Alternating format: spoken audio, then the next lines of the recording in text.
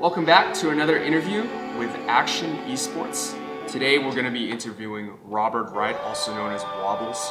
He is a professional Melee player in IC's main from Texas, and you might also know him from his commentary. So without further ado, let's get right into it.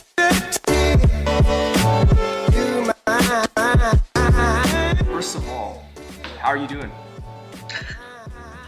Okay, so semester ended, that's cool, got grades in, did better in some places than I thought I would. And it's really weird being done with the semester and then just waking up and not having a giant list of things to do. Yeah. So I kind of sit around and stare and go, what do I do? This is weird. And I think there are some people who would probably say I stream, but Yeah, for sure. yeah, family in town for the holidays, that kind of stuff. Nice. It's nice. It's relaxing. And yeah, so you said that you've been really busy with the end of semester workload. And I bet a lot of people, specifically your fans, are probably really interested in knowing what you're studying right now. So my major, the program at UT Dallas is cognitive science. Yeah. And it offers 3 concentrations, and my 2 concentrations that I picked are neuroscience and machine learning. Wow. Ooh.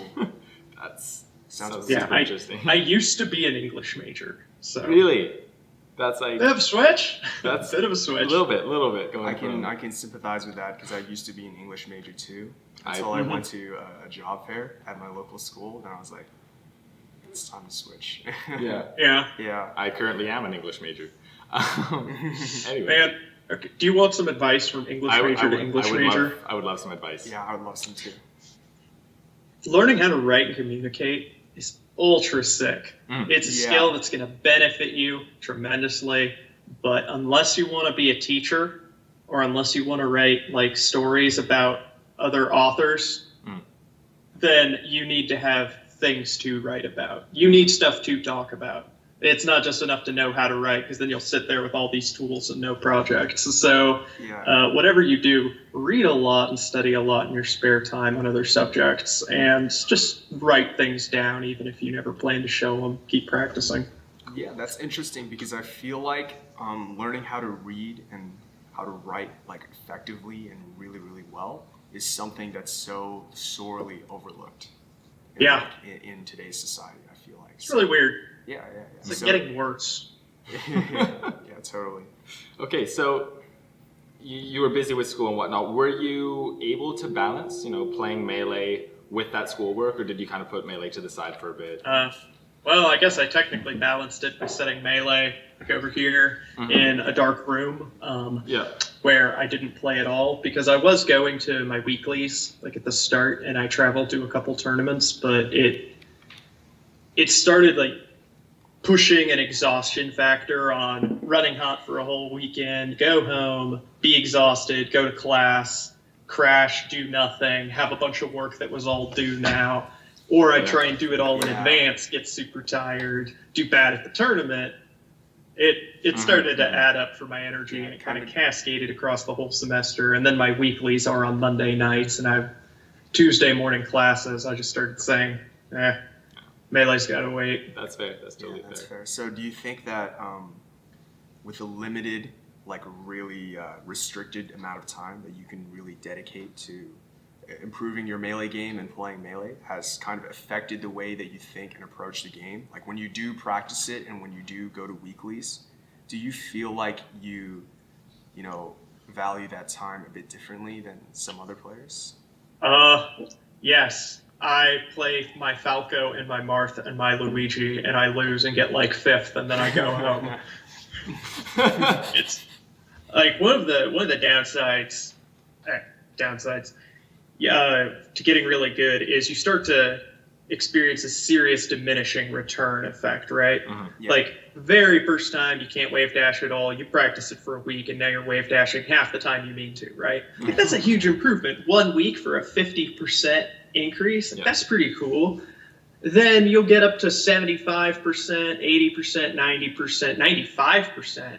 Then after that, the percents come it's slow going, you know? Yeah. So It never grind a quite couple reaches years, 100. get 0.5% more consistent, grind a couple years, get 0.5% more consistent. And so for me, a lot of it is just like, man, I don't know what I'm gonna get out of a 1 hour practice session, especially when I'm not gonna touch the game again for another 2 weeks. So honestly, I just use it to have fun and hang out at this point. That's totally fair. So where do you see, ice climbers, the future of ice climbers going? You recently had a blog post which was talking about the local maxima and people who use wobbling as a crutch, inhibiting their ability to improve other parts of their games. Do you see ice climbers moving to, continuing to go up and continuing to win tournaments, or is it kind of plateaued? One thing is that we can all get better. Like the ice climber players, none of us in that core really have, I want to say, a true top tier skill level. Yeah. And so it's been a while since we've really seen a Sheik besides Mewtwo King able to creep into top 8, right? And so it was natural for people to kind of ask, well, can Sheik do it? And then it's, Plup, Swedish, and Shroomed, getting up there. It's like, okay, I guess you can. And ice climbers, I feel, they're not as good as Sheik, but the big part of it is we make little mistakes. We don't practice as much in certain matchups as we should. There's not enough people to kind of give us advice because there's so few of us. And our characters got so many weird tools that it's hard to know which ones we should be exploring. So it's a wacky world to be a virtual Eskimo. So we had an interview with Nun, I think a couple of weeks ago, and we were talking about how, the way we play the game has been built up through so many years. And we were kind of discussing how as we go along, the way we play the game has really narrowed down, and you're specifically if you're a Falco main, there are guides online that tell you you got to do this in this situation, this is how you should combo, this is how you should play the neutral game, etc. Right? And the thing is, for Nun is one of those players that kind of throws all that out the window, I feel right? And for all the good 20GX has done, 20GX optimization, Gatsu and Gravy saying this is the end all, be all end all of Falcon play. And then along comes Nun, and then he does, a lot better than all the other 20GX Falcons, even though Falcon is supposedly supposed to be optimized at this point. So do you feel other characters ice climbers can be done in the same way as this? Do you feel there's so much more out there to the game? And how big do you think this unexplored territory is? It's kind of tricky because sometimes you play someone who just has a really solid neutral game, a really strong Fox who's really good at the Fox Ices matchup, and he just exploits the weaknesses of your character, and just one tear trickles down your face while you're getting 3-0'd, and you're okay. So with the ice climbers, they have all these really weird niche tools that can win out in an individual situation, but you've got to pick exactly right. And a lot of them are hard, and I haven't practiced most of them because it's goofy stuff like combining this desync with a shield stun desync because I know he's going to hit my shield at this time. That's bleh. Anyhow, when it comes to optimizing your character, especially in a game like this, you've kind of got the positional play where you make the correct move, do this in this situation. And in this game with, so much DI mix-up, DI traps, all these little shifts in situations, that can limit your thinking. It can help it because it lets you practice, have your response planned out, it makes you more consistent. But it doesn't take into account the fact that if the other guy knows what you're doing, he can do something weird and wacky that'll slip through. There are a lot of oddly specific counters in this game, right? Yeah. So, there are times where if someone is going to use the same safe, air quotes, safe shield poke, I jump and then I air dodge down and through it into a grab. And then they go, what? Did you mean to do that? Yeah. Because you hit the button at the same time every time. Now, if you would just wave dash back, I'd just be hovering in your face and you could punch me, but if you're too obsessed on doing the right thing and the other person knows, there's a lot of tools in the game to deal with it. So being a little unpredictable and being more in tune, just seeing into the other person's head and picking something they just do not see coming to catch them flat-footed can often break that positional play. But really, it's about having a blend. 'Cause me, I don't really play smart. Really? I try and just read the other person over and over again, and I end up in bad positions because I make a bad call, and then I get exploited for it. And Okay. sometimes I have some like super clever trap or insight, but a lot of the times it's just me going ham over and over again.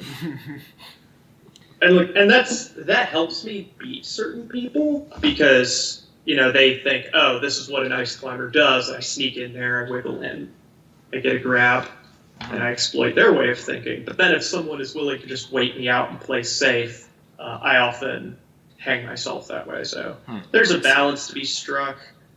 None is super solid.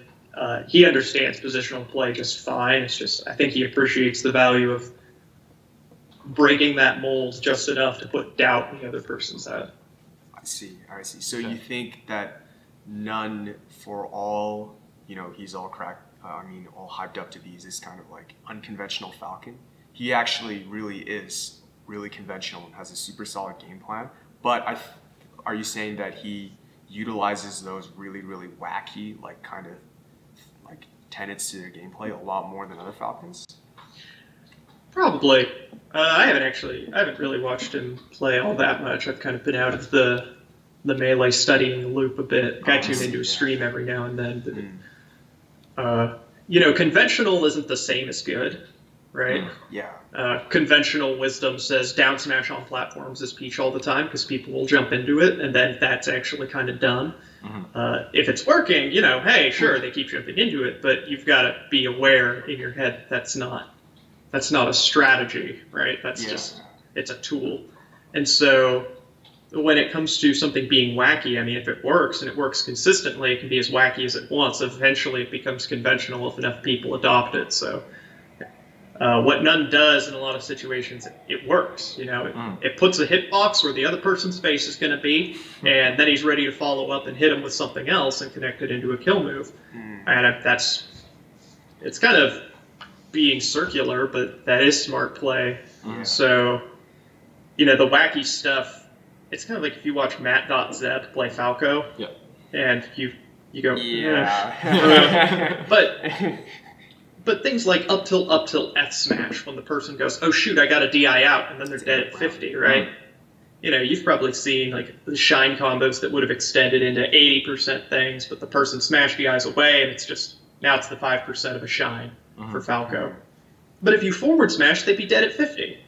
So wacky suddenly turns into good depending on what the other person's thinking. It has to be rooted in an understanding of how the game actually works. Like, oh, he doesn't see my Donkey Kong side B coming. It's a good idea, No, right? But if it actually, works within the system, it can be as unconventional as you want. It just has to be appropriate to the situation. And being able to mix the two back and forth is how you create that uncertainty in the other person's head, and you get them to leave more and more openings. So I think None does that better than some of the 20GX guys. He seems to have consistently better results, right? Wizzy is the one who's up there. There's also a downside if you're going to rely on, say, reaction tech chasing, right? It's broken as heck if you're Sheik or even if you're Falcon and you can do it all the time. But what happens if that's like the cornerstone of your gameplay, and then you're just not reacting well that day? Because at last weekend at Dome Park on the Grass, Fox from my region, RK, upset him 2-0 in round 1 pools, and he was talking to me earlier about how like he was studying Wizzy VODs, and he realized that in certain situations Wizzy liked to cover the tech in place with an aerial and then try to react after that. And then he figured like, okay, what if I DI away when he throws me and then tech in and then just hope that he doesn't like react in time? And it turned out on that day Wizzy wasn't reacting really well. So I feel like that's like kind of at the end of the day, it is a fighting game, and fighting games are played by humans who make human decisions, right? So that's the way I see it. Well, that also plays into like a meta concept of your skill. Like You know, hey, if you're hitting your reaction tech chase every time, and it's always good and it's always optimal, then practice it, be perfect, and you're great. You know? Yeah. Free. Easy game. Move on to the next one. But if you're off that day, then you want to consider, like, how hard something is to do. You have to consider, like, your controller for what kind of tech you're going to implement as a spacey. But, I mean, heck, I've had controllers that pivot really well for a while. And then I start using tons of pivot desyncs. I think at the start of this year, like every tourney set, I would use a pivot desync, like in close quarters. And then that controller stopped pivoting as well, probably because I was abusing the hell out of it. And eventually I just started doing these crummy little dashes right into Falcon knees instead of getting my desync. So it had to go from my gameplay. I mean, and hey, that's just blaming the controller. Sometimes I'm just nervous and jittery and I mess it up, you know, because I'm human. So you're always going to take into account like what you know how to do, how difficult it is, how consistent it is. If you're trying to get out of a chain grab, a lot of the times the best thing to do is just keep DIing behind them because backdashes can be so difficult and finicky. You know, and it's not like it's going to get you out. It's just people probably mess up backdashes more than any other simple input in the game, so might as well exploit it. And so you've got to take those sorts of things into account when you're constructing your game plan if you want to be a consistent tourney player. I see, okay. All right, so I think moving away from, you know, the gameplay aspect, you're also known as one of the most analytical commentators out there. Do you have, like, before you commentate a set, do you have some preparation that you do? Do you do some research, or do you just rely on your knowledge of the game to carry you through? I'm actually I'm pretty lazy sometimes. Okay. You know, I care probably just way more about the interactions in the game in abstract. So things like player histories, like I tend to forget those very quickly. Heck, sometimes my friend will be up on stream and I'll be thinking about something else. I'll see him. I'll go, okay, so this guy plays. Who does he play? Oh, it's Timmy. You know, I kind of get locked in that regard. Okay. But when it comes to the game, like I just try and learn as much about the game as I can and talk about it a lot so that I'm just comfortable talking about it. So that way, put a microphone in front of me, I just start having a conversation, except with a couple thousand people instead of 2. I see. Really interesting. If I do know, like in advance, I might look players up. I might, just to get an idea of a habit or something that I can look for, because people really like having a bit of a narrative in a game, even if it doesn't have to be, you know, crazy WWE 2-year running, you know, personal story arc, but even something as simple as, hey, this is what this guy's good at. You know, he hits this all the time. He's really good on this stage that a lot of other characters of this, or a lot of players of this character hate. And, you know, that makes them a person to the people watching. So they can start to feel a little more attached. And I don't do that all that often. I'm usually just absorbed in the system of the game. But, you know, sometimes I do it. It can be really useful for getting viewers to feel more connected to the game they're watching. Absolutely. And one of the most highly praised duos is you and HomeMadeWaffles, also known as HomeMadeWaffles. And we had him on an interview last week, and he was talking about, I want to go to Smash and Splash 2 or 3, and, you know, because I really want to commentate with Wobbles, because you guys had such good synergy, and it's really, you know, polarizing styles. You very analytical, Brandon very, very hype. How do you feel like you two mesh, and why do you do so well? So I was actually just yesterday, I'm starting to write like kind of a long article post thingy, which is kind of exploded in length about, you know, getting yourself into commentary for a game, not from the perspective of, you know, community or how to politic your way so the stream guy likes you, but just how do you develop your skills as a commentator? What are mistakes people make? How do you actually develop your own voice? How do you not suck when you get on a microphone? Because a lot of people, they suck. And it's not because they're, you know, dumb or terrible. It's because it's a skill, and there's not a lot of information out there on how to practice it as a skill. So I was thinking a lot about this one question, and it's, who do you co-cast with? You're going to co-cast with a lot of people. You don't always control it. That's more up to the person organizing your stream. But one of the things you want to do is you want to engage people in the match and in the experience of watching the stream. So if the match stinks, you start telling funny jokes so that they kind of ignore how much it stinks and they don't alt-tab away or go make a sandwich. They keep watching. And if the match is really exciting, you don't tell goofy jokes that distract from it, because then they get annoyed with you, and that annoyance takes away the fun that they would have had getting into the match. So you're always trying to balance what you say as a commentator, what you pay attention to with what's happening. I know that sounds kind of obvious when you put it that way, but it's something people make a mistake of a lot. Yeah. Your co-caster helps you because whatever it is you're good at or whatever style you have is going to turn some people off and it's going to engage some other people. I'm analytical. I never shut up. It's useful to have someone with explosive energy who's really funny, really, really conversational. But it's not like Waffles doesn't understand the game. He is super good at the game. He places just fine. He beats plenty of good people. He knows his stuff. It's just he's got his own preferred style of commentating. But it balances out with the things that I kind of turn people off with, which is I have a dry sense of humor. I tend to have a dry vocal pattern. If you're not into all the analysis, I bore people to death. It's just they don't have anything specific to point out as something terribly stupid I said, so they don't complain. It's just they just kind of go, yeah. Okay. That's cool. And it happens. Waffles balances that out for me. And, you infect the other person with your personality a bit.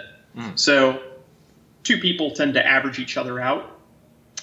And I gravitate towards being a bit more energetic and playful and goofy. And, I include some more jokes, more silly analogies, stuff like that. And for his part, he transitions into being a little more detailed when he analyzes stuff.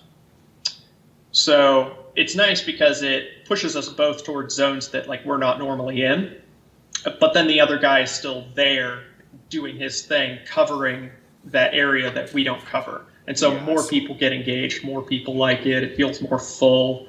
And so if anyone is trying to commentate or get into it, whoever you cast with, make sure they cover your bases, Okay. Two jokesters can be a lot of fun, especially early in a tourney if the pools match is more of an execution and you just need to entertain people because what's happening on stream is kind of M-rated. But if you're really looking to have a good, stable duo, it needs to balance each other. It can't be too stacked one way or the other, or a bunch of people just find themselves muting the stream or watching something else. So we work because we get that balance kind of luckily really well. So it's nice. Nice. That's really interesting to hear. And I feel like, I feel like there's kind of specific things that are really narrow that a lot of people nowadays look for in commentary, like esports, whatever they want. And when something happens and a commentator says commentary that doesn't fit that mold, there'll be a lot of complaints, and at Don't Park on the Grass, there were a lot of complaints about commentators. NMW wasn't really well received on the mic, I think because of bias or something. So what is your opinion about bias in commentary? So when I think of commentary a lot like I think of writing. English majors, high five. But when you're writing a story, even if the main character's the villain, if it's written from their perspective, you're a little more likely to like them, right? Because you're in their head. And sometimes, the protagonist, you're like, this guy's an idiot. I hate this. But if they're the protagonist, you are a little more likely to like them. When somebody is biased, even if they're not saying, ooh, go get him, S2J. Win. You have to win. I love Falcon. Even if they're not saying that, what ends up happening is they tell the story of the match from that person's perspective like they're the hero of the story. What do they need to do to win? how can they win? Ooh, he has to hit this edge guard. Ooh, if he doesn't do this, and even if it's not obviously biased, everyone starts to think from that player's perspective. Yeah. And that's kind of a sneaky little bias that makes people just want that other person to win. But if you didn't want that person to win, you go, yeah, but what about Mewtwo King? I like Mewtwo King. I'm not cheering for S2J. What does Mewtwo King need to do to win? They go, oh, he just needs to do his Mewtwo King thing. You go, no, commentate about him. He's my favorite player, right? Yeah. So when that happens, people get really turned off because they realize, I'm not reading the right story, apparently. My guy's the villain. Why is my guy the villain? Yeah. So when you're commentating, shifting character perspectives, so to speak, is really important to avoid that bias. Because even if you are biased, even if you want the Falcon to win, heck, you can just say it, Now me, I'm a Falcon fanboy. Or, oh man, Ice Climber's on the field. I got to root for him. Yeah. But talking about MacD, what MacD needs to do here, right?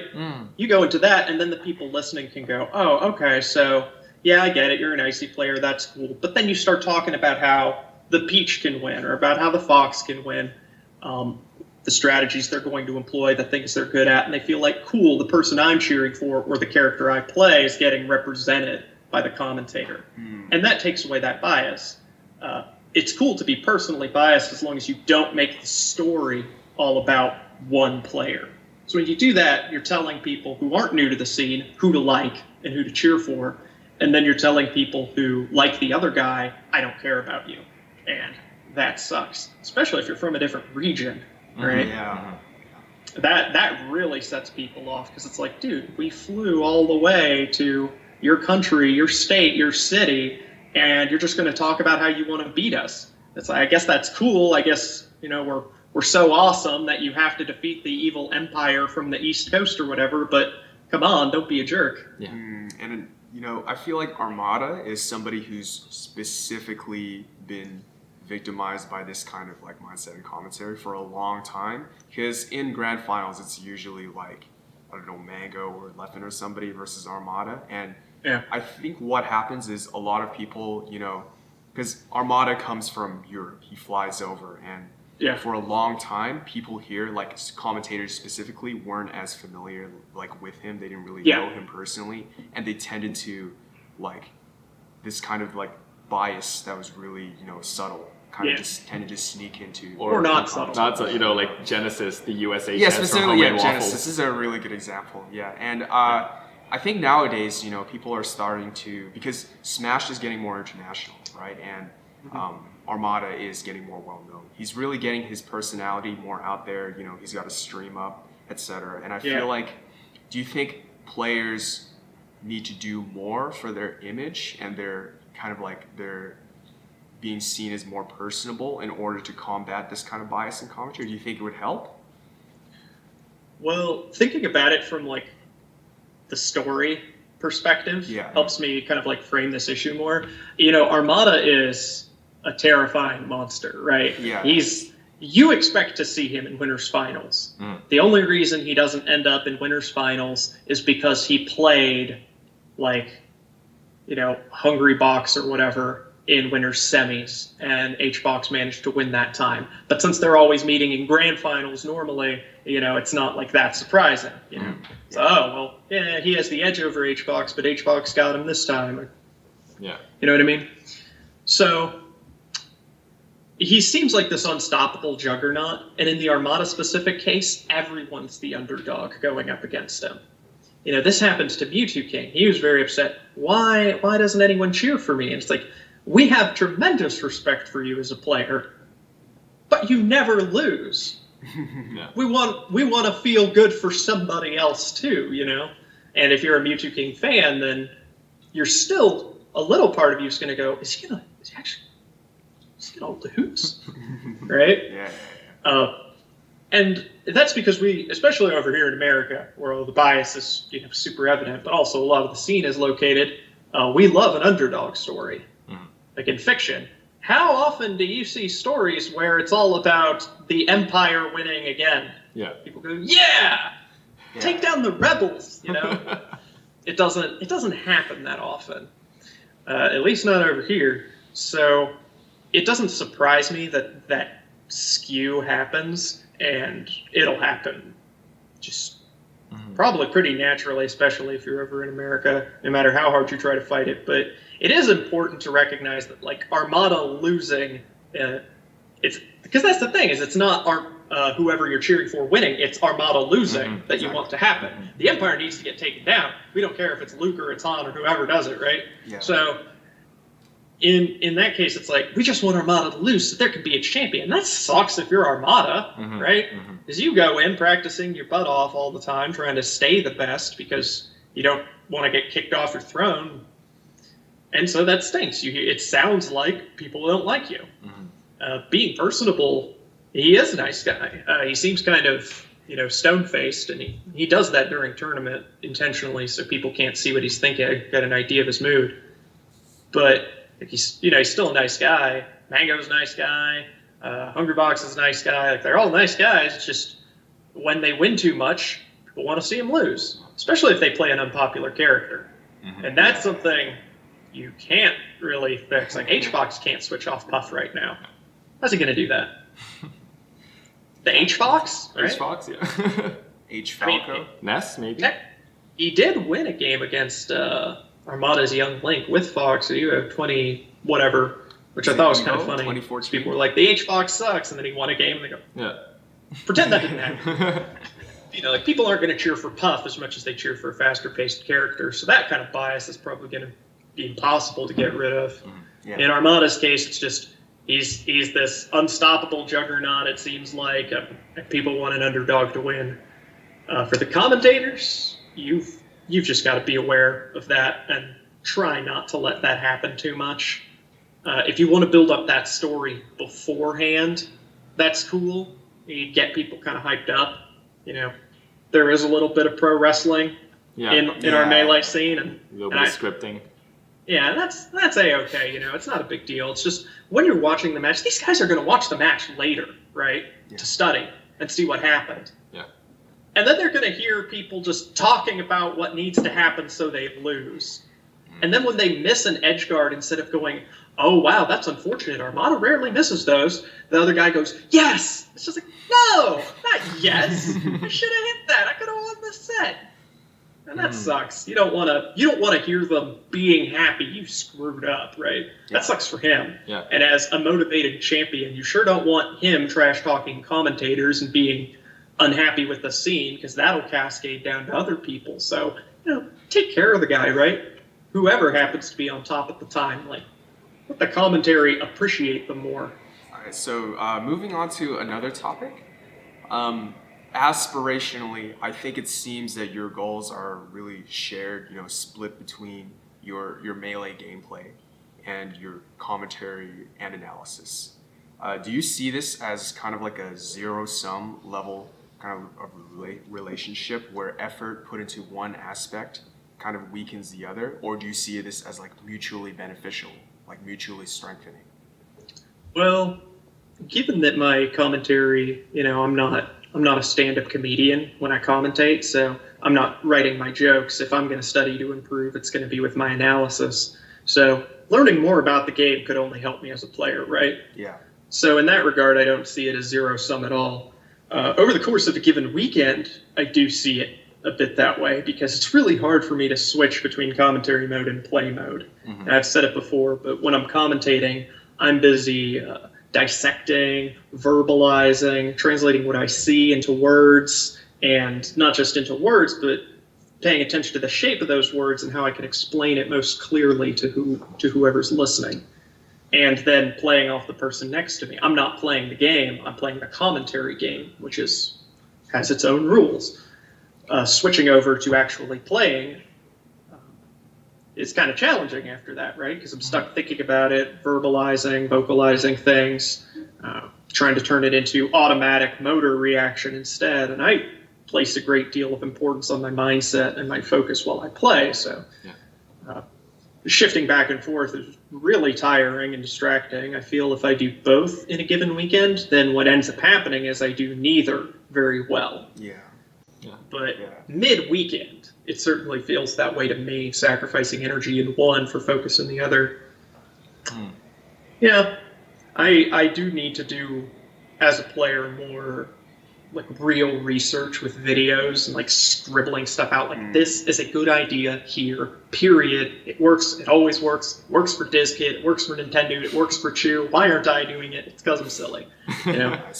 And then, hey, I can point it out when they're commentating and say, they always do this and it's awesome. Yeah. And then I sound smart. So, you know, it works out great, both worlds. Totally fair. Okay, so I think we have one or two kind of like less serious questions for you. Yeah. One I've always kind of been interested in. Popo and Nana, are they brother and sister or husband and wife? I assume brother and sister. Yeah? Okay. Yeah. Does it say so in any kind of lore? I haven't read any Ice Climbers lore. It doesn't. It just like makes sense to me. Yeah. Like, from the perspective of, if you had, you know, your little tribe of people, you know, your siblings go off exploring stuff together all the time, but what are the odds that, you know, Popo and Nana met up on top of the mountain somewhere, like one of them's bashing a condor's brains in and he proposes? So, like, that's weird. No, they probably went up there together because they've known each other forever. Yeah. That seems more likely. It's totally fair. Feels like everybody has their own kind of like headcanon as to what's true. You know, Moon always says, you gotta destroy the relationship for the Ice Climbers. Like, that's his advice for playing against Ice Climbers. So, you know, it's interesting that people have their own opinion as to whether they're brother, sister, or husband and wife. Yeah. Right? Yeah. Okay, so to get into Smash Summit 2, you did something very impressive. You did a freestyle rap. Yeah. It was pretty good. I listened to it. It was edited, though. This guy listens to rap. This guy listens to rap. It was edited, or the original one was not like a real freestyle. It was just me doing little rhymes, and then Scrumpy turned it into something with a beat, which I thought was pretty funny. Yeah. But it was good. I mean, like, not a rapper, okay? Okay, not a rapper. So, like, if we were to ask you, if we were to ask you to freestyle rap on right now, would you do it? Oh man, it's been really good being here for your interview. It's been fantastic, but I have to go somewhere far away and never do that. All right, that's totally fair. I think that's about it. Or do you have? I don't know. I kind of wanted to know, you know, if you did a freestyle rap battle with the Moon, what would it take to make that happen? I probably just wouldn't. Like, okay. He already exposed me in bracket at Evo. I don't need that happening verbally. I'm supposed to be Mr. Words, right? That would just damage my reputation. I don't need that in my life. Okay. Yeah, fair enough. All right. Well, this has been actually a really, really awesome interview. Really, really. Thank you for coming on. Do you have anything you want to say to your fans, to the people watching? I mean, if I've got any fans listening, like, sorry, I'm not going to be playing very much in the foreseeable future because this semester was heck, but at least the classes were easy. Next one is going to be even worse, and I'm very committed to actually doing well in school. I was kind of a lazy English major. I'd like to be a better brain scientist. Yeah, that's fair. So you're probably not going to see a lot of me, and I'm sorry. I know some people really want to. Might be. Quit being mean to DizKid. He's really nice. Yeah. He's really cool, and he's getting better at the game. He is very good already, but he's getting better. Actually, watch. Quit complaining about wobbling and watch him play. He's really good. Yeah, and stay warm. Be careful around strangers. Wash your hands. Don't eat undercooked chicken. Be safe. I'll see you guys at the next major. Thank you very much. Good luck in school. Thanks. Happy holidays. Yeah, same to you too. Okay. Take care. See you. All right, thank you very much to Wobbles for coming on the show. That was an excellent interview. A little bit longer than we're used to, 40 minutes, but a lot of insight on commentary and gameplay. If you enjoyed the video, make sure you drop a like below and let us know in the comments who you want to see next. You can check the description and follow Robert on Twitter and YouTube and Twitch and whatnot. And as always, make sure you subscribe to Akshon Esports. Thanks for watching.